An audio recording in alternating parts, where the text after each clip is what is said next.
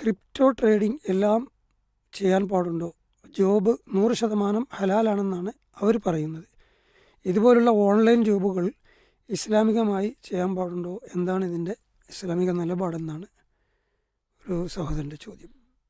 ഇപ്പോൾ ഈ bit coin, crypto currency എന്നൊക്കെ പറയുന്നത് ഏകദേശം 2008 ശേഷം വരുന്ന ഒരു ഒരു സംവിധാനമാണ്. പഴയ കാലത്തൊക്കെ ബാർട്ടർ സമ്പ്രദായം ഉണ്ടായത്, സാധനം കൊടുത്ത് സാധനം വാങ്ങാം. പിന്നീട് നാണയങ്ങളിലേക്ക് വന്നു, അത് സ്വർണ്ണ നാണയങ്ങളും വെള്ളി നാണയങ്ങളുമായി. പിന്നീട് കറൻസിയിലേക്ക് വന്നു. ക്രിപ്റ്റോ കറൻസി എന്നൊക്കെ അല്ലെങ്കിൽ ബിറ്റ് കോയിൻ എന്നൊക്കെ പറയും 2008 വരുന്നത്. ഇപ്പോൾ സതോഷി നകമോട്ടോ എന്ന ഒരാളാണ്, അത് ഒരാളാണോ അല്ലെങ്കിൽ ഒരു കൂട്ടം IT വിദഗ്ധരാണോ അതിൻ്റെ പിന്നിൽ നിന്ന് ഇന്നും അറിയില്ല. സാധാരണ കറൻസി ഉൽപ്പാദിപ്പിക്കുന്നത്, ഇപ്പോൾ ഒരു രാജ്യം കറൻസി ഉൽപ്പാദിപ്പിക്കുന്നത് ആ നാട്ടിലുള്ള എല്ലാ പേപ്പറും കറൻസിയായി അച്ചടിക്കലല്ല, മറിച്ച് അവിടെയുള്ള സ്വർണത്തിൻ്റെയും അല്ലെങ്കിൽ വെള്ളിയുടെയും രണ്ടിൽ ഒന്നിൻ്റെ മൂല്യം നോക്കിയിട്ടാണ് ഒരു നാട്ടിൽ എത്രയാണ് കറൻസി അടിക്കേണ്ടത് എന്ന് തീരുമാനിക്കുക. കരുതൽ ശേഖരം റിസർവ് ബാങ്ക് മാറ്റി. അതെ, അതിനനുസരിച്ചാണ് ഉണ്ടാകുക. അതല്ലാതെ ഉള്ള പേപ്പറിലൊക്കെ കറൻസി, അപ്പോൾ നാണയപ്പെരുപ്പുണ്ടാവും.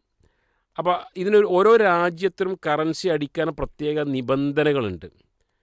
അതുകൊണ്ടാണ് ഈ കള്ളനോട്ടടിക്കുന്നത് ഗവൺമെൻറ് നിരോധിക്കുന്നതും അത് വലിയ തെറ്റായി തീരുന്നു. ഞാൻ പറഞ്ഞു വരുന്നത്, ഇത് ഒരു രാജ്യം അടിക്കുന്നതല്ല ക്രിപ്റ്റോ കറൻസി അല്ലെങ്കിൽ ബിറ്റ് കോയിൻ എന്ന് പറയുന്നത്, മറിച്ച് ആരാണ് എന്ന് ഇപ്പോഴും അറിയില്ല ആരാണ് ഇതിൻ്റെ പിന്നിൽ എന്നുള്ളത്.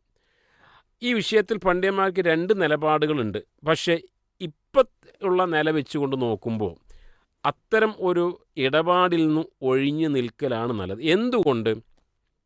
ഒരു രാജ്യത്തിൻ്റെ സാമ്പത്തിക സുസ്ഥിരത ഉണ്ടാക്കിയെടുക്കുക എന്നുള്ളത് ഓരോ രാജ്യത്തിൻ്റെയും ബാധ്യതയാണ്, അല്ലെങ്കിൽ ഭരണാധികാരികളുടെ ബാധ്യതയാണ്. ലോകത്ത് ഇന്നുള്ള രാജ്യങ്ങളിൽ ബഹുഭൂരിപക്ഷ രാജ്യങ്ങളും ബിറ്റ് കോയിൻ അല്ലെങ്കിൽ ക്രിപ്റ്റോ കറൻസി ഒരിക്കലും അംഗീകരിക്കുന്നില്ല. അവരതിനെ പറയുന്ന പല കാരണങ്ങളുണ്ട്. അത് പിന്നെ അവിഹിതമായ സാമ്പത്തിക പ്രശ്നങ്ങളിലേക്കും അല്ലെങ്കിൽ തീവ്രവാദത്തിലേക്കും അല്ലെങ്കിൽ കള്ളക്കടത്ത്, മയക്കുമരുന്ന് പോലുള്ള പലതിലേക്കും ഇത് പെട്ടെന്ന് സൗകര്യമാണ് ഇത്തരം സംവിധാനങ്ങൾ എന്ന് പറയുന്നുണ്ട്. അതേപോലെ തന്നെ മറ്റൊന്ന് നോക്ക് നിങ്ങൾ, ഇതൊക്കെ ഒരു കടലാസല്ല അല്ലെങ്കിൽ സ്വർണ്ണമല്ല വെള്ളിയല്ല, മറിച്ച് കമ്പ്യൂട്ടർ ഉപയോഗിച്ചുള്ള നെറ്റ്വർക്ക് മുഖേനയുള്ള ഏതാ സംവിധാനങ്ങളാണ്.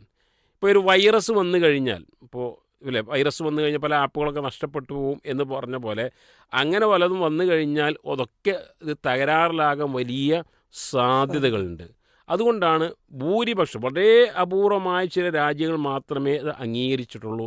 ആ നിരക്ക് ഈ പണം എന്ന് പറയുമ്പോൾ അങ്ങോട്ടും ഇങ്ങോട്ടും മുത്തദാവിൽ കൈകാര്യം ചെയ്യാനും കൈമാറ്റം ചെയ്യുവാനുമുള്ളതാണല്ലോ. ബഹുഭൂരിപക്ഷ രാജ്യങ്ങളും അംഗീകരിക്കാത്ത സ്ഥിതിക്കും ആരാണ് ഇതിൻ്റെ പിന്നിൽ എന്നുള്ളത് അറിയാത്തത് കൊണ്ടും പല കാരണങ്ങളാൽ ഈ ഒരു സാഹചര്യത്തിൽ അത് അത്തരം ഇടപാടുകൾ ഒഴിവാകലാണ് നല്ലത്. ഇനി ലോകത്തുള്ള എല്ലാ രാജ്യങ്ങളും ഇത് അംഗീകരിക്കുന്നൊരു കാലം ഉണ്ടായിക്കഴിഞ്ഞാൽ, അല്ലെങ്കിൽ ഭൂരിപക്ഷ രാജ്യങ്ങളും അംഗീകരിക്കുന്ന ഒരു അവസ്ഥ ഉണ്ടായിക്കഴിഞ്ഞാൽ ഒരു പക്ഷേ അപ്പോൾ പണ്ഡിതന്മാർ പറയും അനുവദനീയമാണ് എന്ന്.